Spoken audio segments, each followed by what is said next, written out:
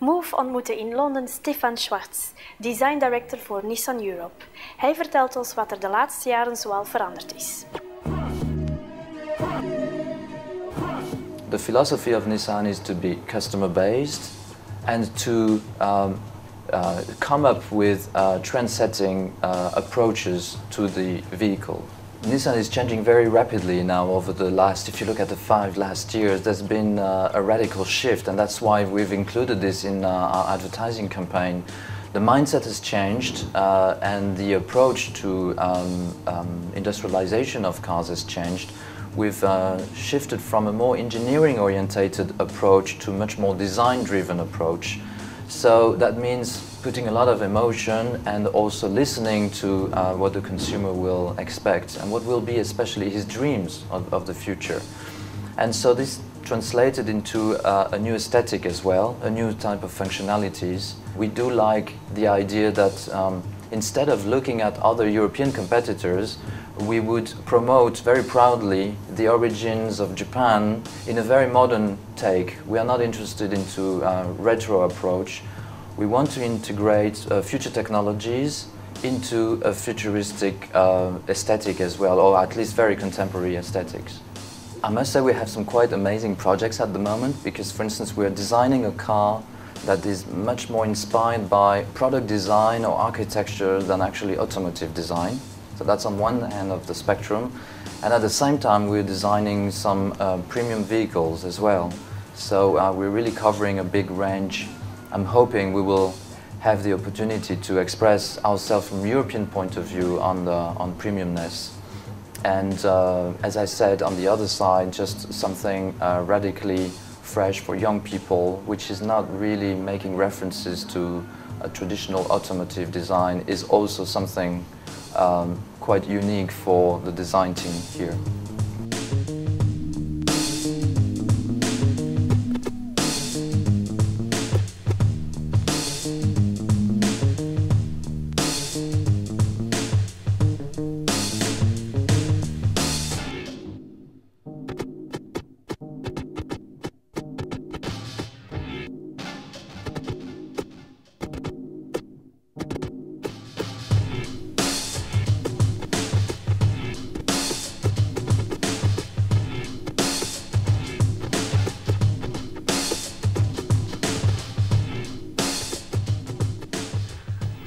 Het lijkt een nieuwe trend te worden, vrouwen inschakelen in de autosector als manager of om de ideale wagen te ontwerpen.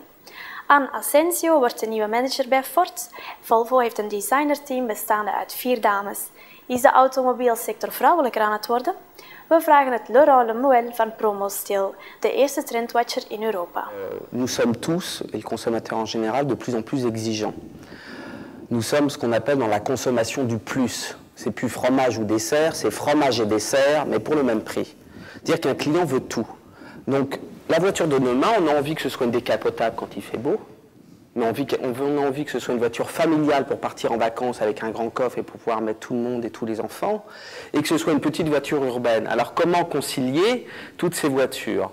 Alors c'est vrai que ça a déjà commencé. Quand vous regardez le monde du concept car, on parle beaucoup de voitures hybrides, de voitures qui sont et coupées et cabriolet en même temps, et cabriolet et espace en même temps. C'est-à-dire que la même voiture doit être modulable, la même voiture doit être multifonction pour répondre à différents besoins, comme on le retrouve en cosmétique, hein, les 3 en 1, pour les produits de soins, pour les cuisines, pour plein d'univers. Et puis, en termes de design, je dirais qu'on revient, alors avec toutes les limitations de vitesse, avec tous les problèmes de sécurité, et bien justement, on a envie du contre-courant et qu'il y a un retour de la voiture bolide. Il y a un retour de la petite voiture de course, la petite voiture super profilée. Et quand on fait des études, on se rend compte que, par exemple, si une grande marque automobile du nord de l'Europe a demandé à une équipe de 8 femmes de travailler sur la voiture de demain.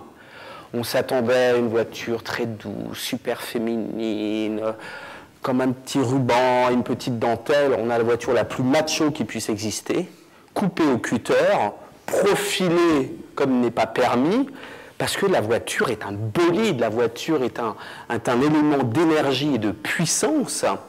Et souvent, les femmes, et c'est les plus ferventes, par exemple des 4x4 et des grosses voitures, ont envie de cette tendance. Et c'est elles qui mènent le marché de l'automobile actuellement. C'est elles qui vont acheter les modèles les plus novateurs, les plus percutants, et qui sont en train d'orienter la voiture qui aura aussi bien à l'intérieur un univers extrêmement intimiste, extrêmement féminin. Je dirais que la voiture de demain sera un boudoir à l'intérieur et un élément comme un bolide à l'extérieur, profilé, fuselé, qui ira aussi vite qu'une fusée.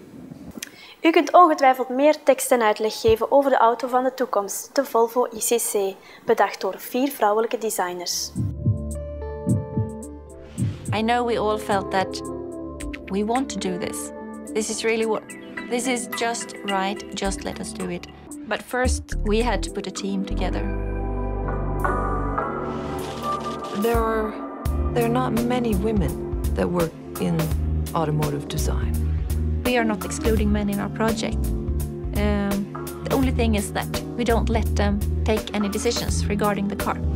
So we are 5 people in the project management team. None of us have ever built a concept car before. Then we have the design team led by 3 main designers, but the entire design team have been about 40 people. As long as we kept the Volvo DNA, we had full freedom. We want to do something that is very emotional, which is a sporty vehicle. We choose not to cut the door in this way, but to cut it in this way instead.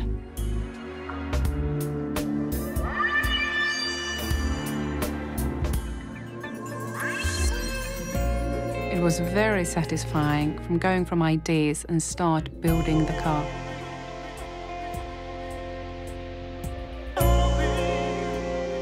When the door opens, the YCC adjusts to let you in as smooth as possible. It's easy to get in, it's easy to get out, and it's easy to load it. At your dealer, you are scanned and the data are stored in your key. And when you dock the key, the YCC recommends a seating position based on your proportions. Of course, you can fine-tune your seating position, and to help you find the best visibility out of the car, we have this little device. A hologram in the A-pillar, which will tell you that you're sitting in the right position, or will indicate when you're not. And a big door on the side also gave us great advantage, a really big side window for really good visibility over the shoulder. The bumper material goes all around the car, so it's big parts of the front and especially the rear end to really get the feeling almost like it's a bumper car. One of the key words for the project when I started was in control. So I was thinking a lot about how I could adapt that into the color and trim area. So I discussed with Cindy a bit and asked if it was possible to make the comfort area, the top layer of the seat, detachable. By changing the seat pad, you could get a totally different appearance of the interior. Brown, beige, red, yellow, different patterns, white. I think that's the trademark of a good idea, that you ask yourself the question, well, why hasn't anybody done this before? We have a parking aid for parallel parking, the YCC. You stand by this gap, you push a button and say, do I fit in? And the car says, yes or no. Then you can ask the car to take over the actual steering. You operate the gas and the brake at all times for safety reasons. And you do this zing, zing, zing, very elegant, right at first time, parallel parking